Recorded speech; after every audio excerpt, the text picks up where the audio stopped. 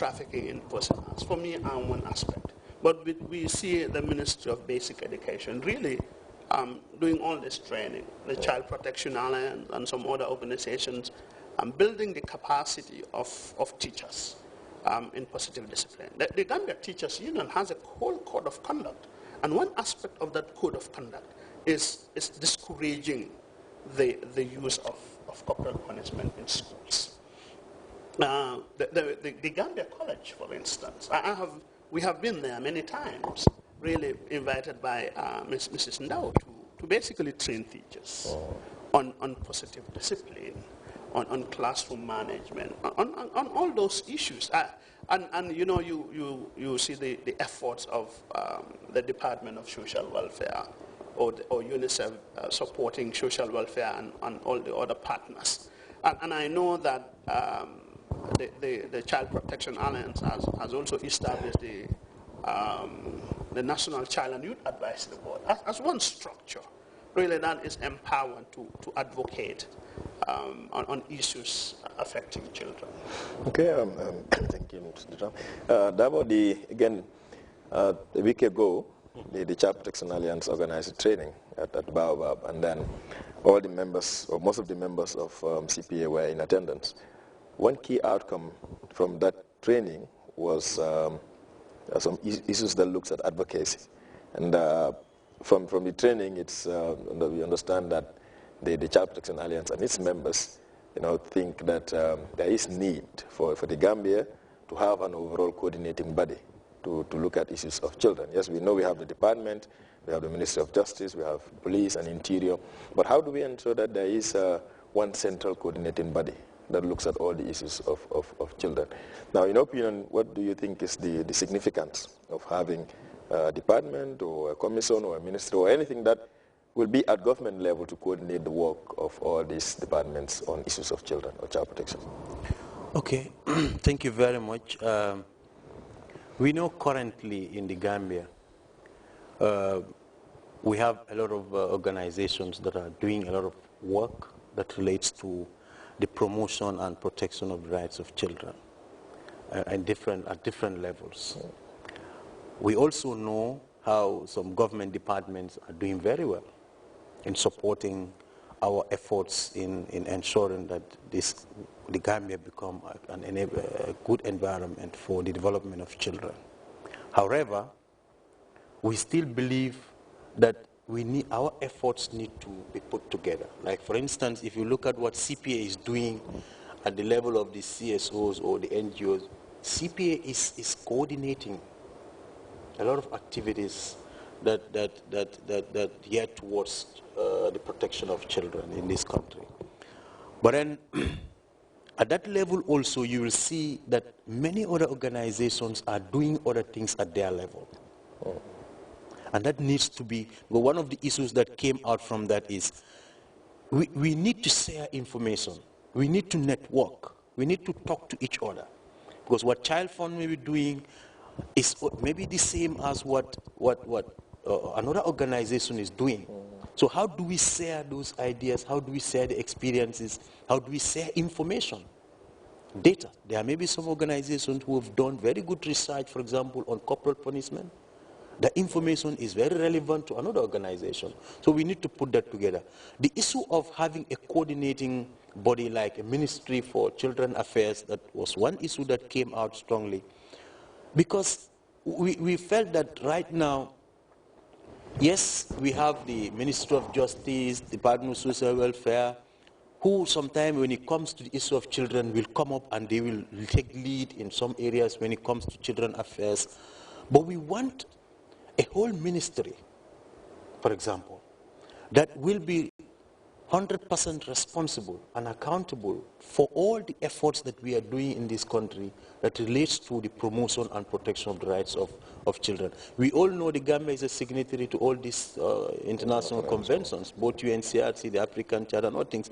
And we have obligations to report as signatories to those international instruments. So it will be important to have a coordinating body that will be able to coordinate those efforts so that we'll be able to report on time, coordinate our activities, to see that the Gambia is taking lead. We are not going back, we are going forward in ensuring that children issues are high on the national agenda. So that's what we really talked about at that meeting, to see how we can coordinate efforts at both NGO level and at government level, to ensure that we have a coordinating team like a ministry that will take lead and put efforts together so that we meet our obligations. Because these children belong to us. Nobody will come and help us make them who we want them to be tomorrow. So we have to take the lead in that aspect. Okay, thank you, Famara. Again, talking about the issues of having a coordinating body and how do we ensure that as a country we move forward. 2 weeks ago, about 3 weeks ago, we have this report that was launched in Addis Ababa in Ethiopia. It's called the African Report on Child Wellbeing 2013, as you can see. Gambia is featured in this report, and 5 years ago, in 2008 also, we were featured. The good news is that compared to the ranking in terms of what we had in 2005, in 2008, we were about 48 position out of some 52 countries, which was a poor ranking because it looks at everything about child protection and a lot of other things.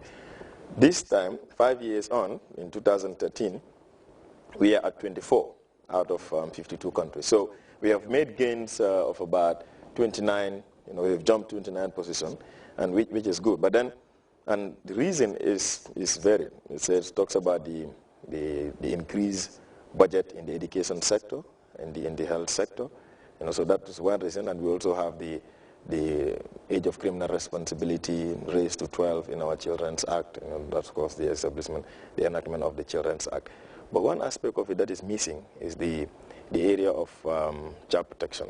If you look at the index on the child protection area, we are about 49 out of 52, and that's not a good record. And one of the reasons I said is that the Gambia have ratified instruments, but we have not been reporting, and then the issue of the coordination also is missing. Mr. Dame, looking at 2008, where we are, and where we are right now in 2013, the improvements we have gained. Now, where does this put Gambia as a country at the continental level in issues of children? Thank you, Bakari. I think the report is important.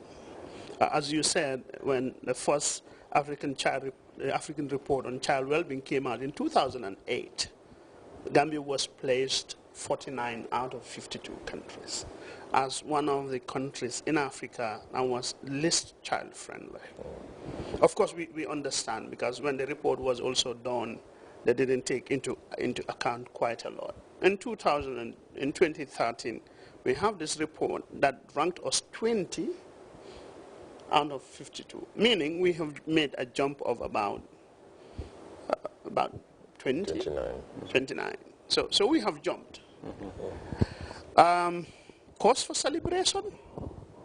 Yes, but mild celebration. I think we want to be number one in Africa, where Mauritius is, because I think we are doing quite a lot of efforts in this country to promote respect, promotion and protection and fulfillment of the rights of children. Just a note of caution, because the report, as you said, only looked at the existence of legal frameworks, budgetary allocations, and some other things. It did not look at what prevails in practice. Are the laws effectively enforced or implemented? And the child, who is supposed to be the direct beneficiaries of all these impacts, actually receiving them. In all the countries, it did not do that. But yes, I think we have made a lot of improvement, and I think for me that accolade, really, the praise goes back to the government. That is because the government, in the first instance, is the primary duty bearer for the protection, promotion, fulfillment, and realization of the rights of children. Where did it place Gambia? I think it places us on a better footing. I think it's telling us that you can do more, because within a space of 5 years, we have done extremely well.